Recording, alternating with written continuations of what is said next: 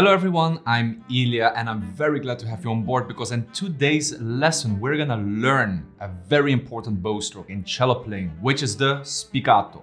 If you are a beginner and you are watching this video, you might wonder, am I ready to play this bow stroke or not? Because my teacher said that, somebody else said this, blah, blah, blah. So you are not sure if you're ready for it.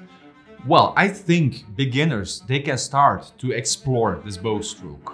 Well, luckily for you, I have a very easy 3-step guide that you can follow in order to understand the motion, how it works, and this is something that you will learn pretty fast. There are so many different explanations how to play spiccato and this and that it's very difficult, but I don't see it that way. I see it actually as a pretty easy spiccato.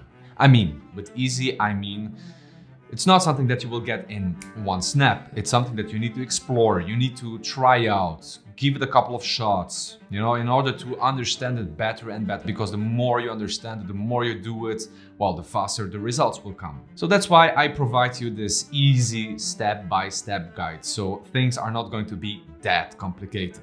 There are 2 things I need to mention, and they are very important to keep in mind. One is that spiccato and sautiller, these are 2 completely different bow strokes. I mean, they take part from the same family, but it's completely different, the grip and the technique and everything and so on. So keep that in mind because there are so many misleading video tutorials or explanations on the internet that spiccato and sautiller, they are kind of the same. Like sautiller is a fast spiccato, be careful, okay? And the second thing is that if you want to have a good spiccato, you need to have a reasonable good détaché. Well, with that said, let's dive right into this step-by-step guide. Before that, don't forget to hit the subscribe button, hit the notification bell so you're always going to be aware when new videos are going to be online.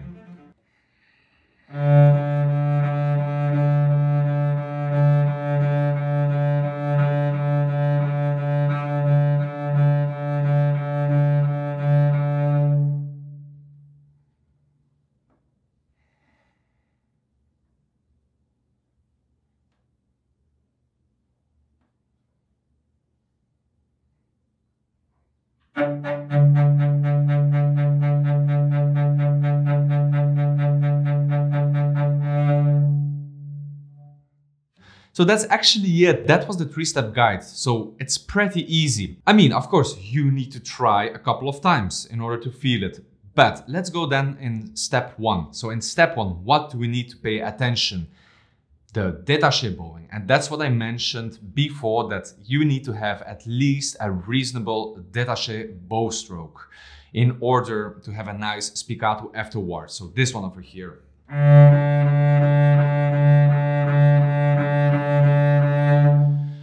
Right, so there are a couple of things that we need to pay attention, especially if you're a beginner, because when you're a beginner, there are many things that you're not going to be able to do it. But let me break down things for you. First of all, we want to stay more or less in one line. So with one line, I mean to stay straight. So a common mistake that beginners do, and this is because of a lack of control, this is normal, but this will come over time, that I promise, is that they do like this. See where my bow is pointing? Or, so I call this swimming. No, stay disciplined. Which proceeds to the next step. So the second point here in the détaché is the amount of bow that you will use. So here it's important to stay compact. I wouldn't use a big amount of bow, because if you use a big amount of bow, this will happen.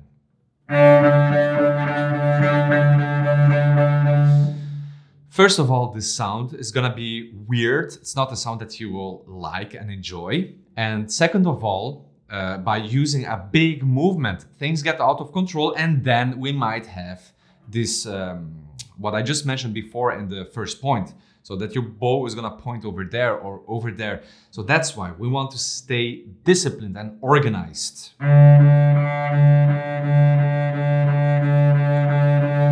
Let me show you 2 examples with a big amount of bow and the other one with a small amount of bow, and you clearly will hear the difference.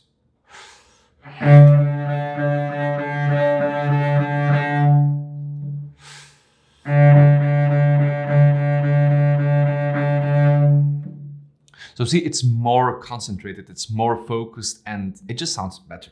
Okay, and now the last thing that you need to keep in mind is, how do you use your arm? Do we need to use our arm? No, never. In spiccato, it's all about the control of the fingers and the wrist. So we want to avoid to use big movements in the arm. So,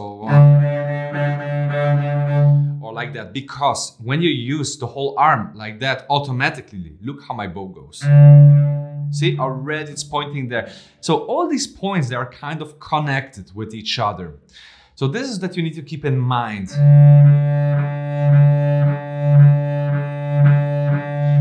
Look how my fingers move. See that thing? It's actually this that you need. Of course, don't over-exaggerate. It's just a small movement. And now let's go to the second step. And probably you were wondering, like, what is he doing? Why is he playing in the air? Well, I have an easy explanation for that. Spiccato actually is détaché, but coming from the air. So it gives this bouncing effect. Bouncing, be careful. Bouncing, I'm not meaning, not like this, no. Gentle. Gentle and a little light bouncing. So don't just go vertically into the string. No, I see it more the horizontal way. So that way. So don't just smash your bow, boof, onto the string. No, that's why I wanted to do first step with you, which is the détaché. So now in the second step, if you understood the right motion of détaché, you are going to do the same thing, but in the air. And this might be a little bit weird in the beginning. It might be weird. So try to find this. And by finding this, and once you have found this, we can go to the third step, which is bit by bit going on the string.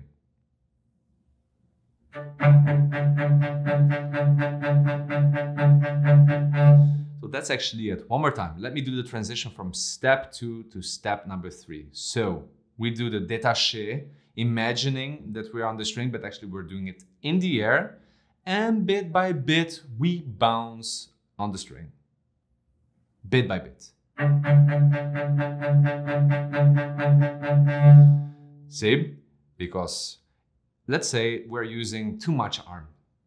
Let's say we're doing this.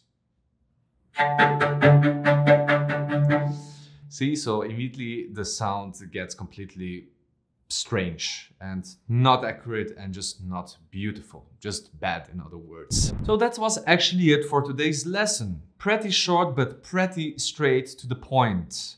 I hope this was really useful for you, especially for beginner cellists, that if they want to explore a little bit more about spiccato, well, here you go. So see, it's not that hard. You just need to try it out. Try it out, try it out, try it out 10 times, 20 times, I don't know. But it's gonna work out, that for sure. Thank you so much for watching. If you like this video, hit that like button, subscribe if you're not subscribed yet. And if you have friends or colleagues that are struggling with this bow stroke spiccato, why don't you show them? Maybe they will find it as well useful. And if you will stay until the end of the video, the next video that you can watch is gonna be me explaining about sautiller and break down everything. So like this also you have an idea what is sautiller, and you will see the difference between spiccato and sautiller. Thank you so much for watching, and I'll see you next time. Bye bye.